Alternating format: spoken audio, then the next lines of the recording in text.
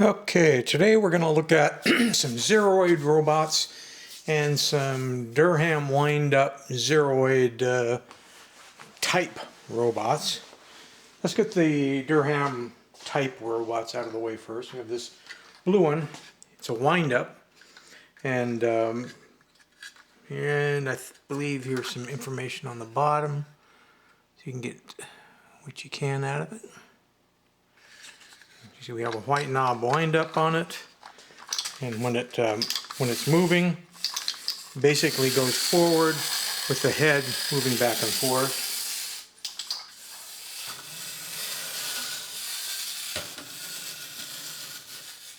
The treads don't actually move. It has four wheels underneath. Then there's the orange version. As you can see, it has different features.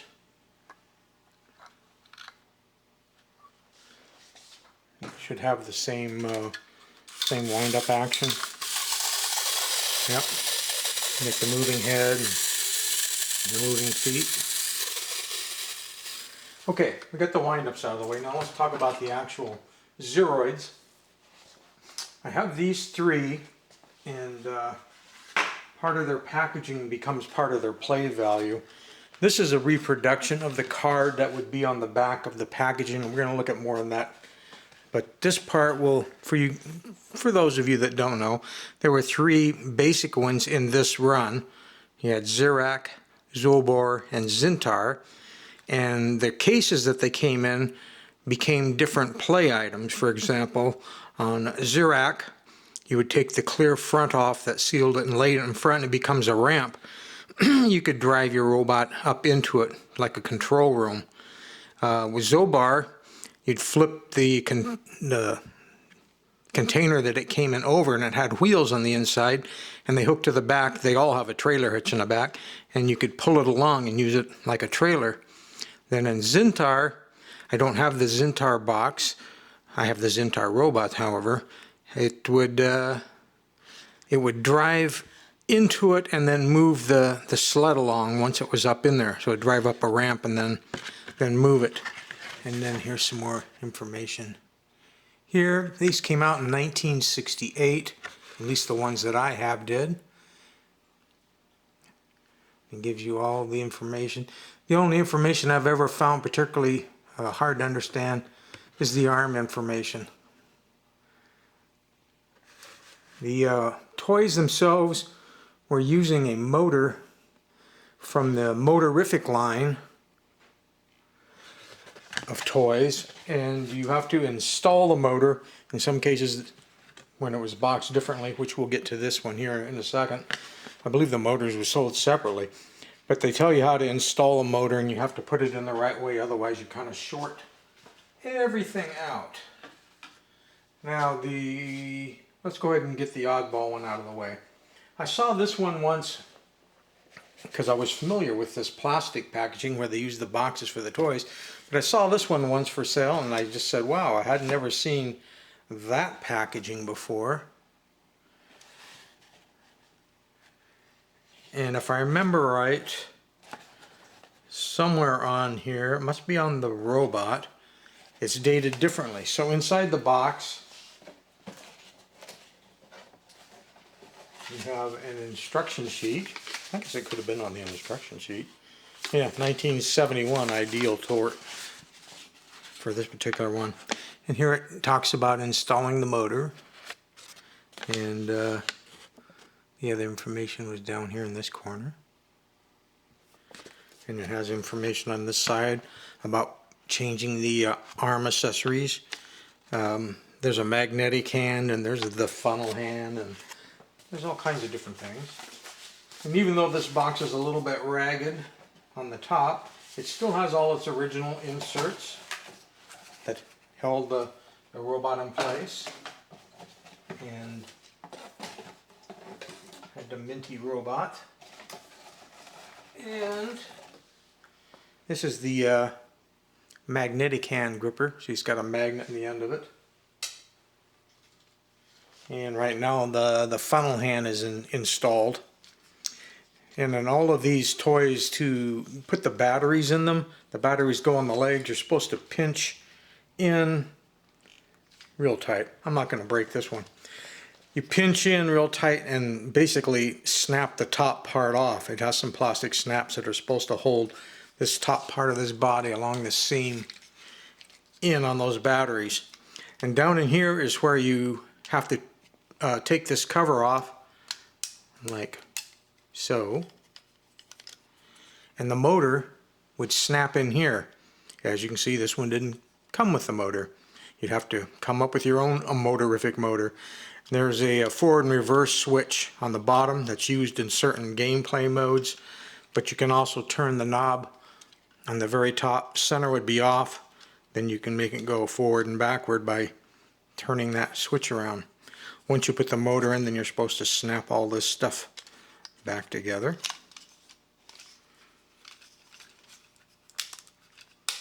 Like so. You can see those switches are still visible from the bottom. You have actual rubber treads, and they all had different body detailing. As you can see, this one, even though it was mint in box and it shows no play wear whatsoever, it's missing the plastic lens for the face part. But not to fear, we have another Zintar. Does this one have the date on the bottom? No, on the very bottom of this it says 1968, just like the others did. So maybe only the box came out later and they continued with the same toy, selling it in a different way. I don't know. So here, this one is the Zobor. You can see they got all kinds of detail. The motor is installed in this one. There's the little trailer hitch that we were talking about. And here you see the treads are moving. This would be going in reverse. This would be going forward. So the box that it comes in is, here's the back part. And when you'd buy it, the robot would be sitting in the box like this, and then a clear plastic cover over the front. But as you can see, it's got wheels built in, and you can take the box itself, and then the little trailer hitch part fits onto the box like so, and then you can have it drag your box along.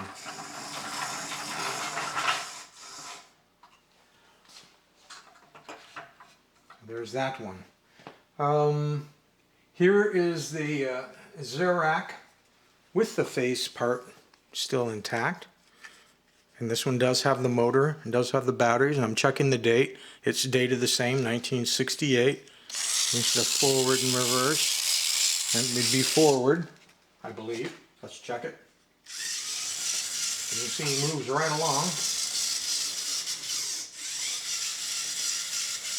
And the play action with this one, as we talked about on the box, is this is the plastic case that it would come in, and it would be sitting in there when you would get it. And if you take the front off, obviously, to play with it, but then if you take the front, they build it in such a way that you can set it right there, and maybe this would show up better on camera if I did this at an angle. Like that. I'm going to drive it up frontwards. I think normally you would back it up the ramp into place. They call this the control room. So basically you could drive them up into the control room.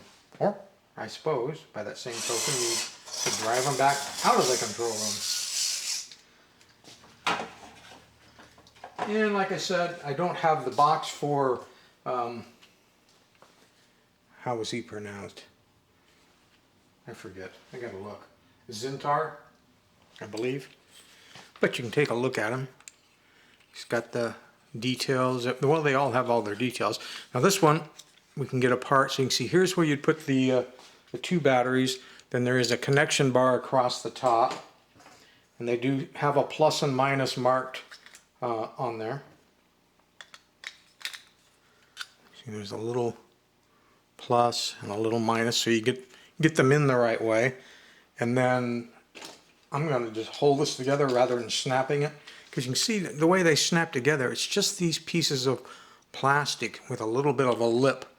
It wasn't meant to last very long, and the more times I fool with it, the less times it's going to stay together.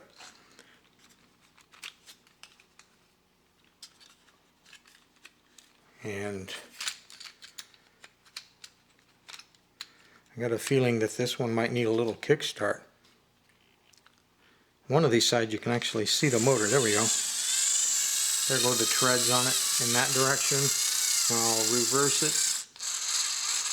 And they run in the other direction. And you can see the little reversing thing on the bottom moving.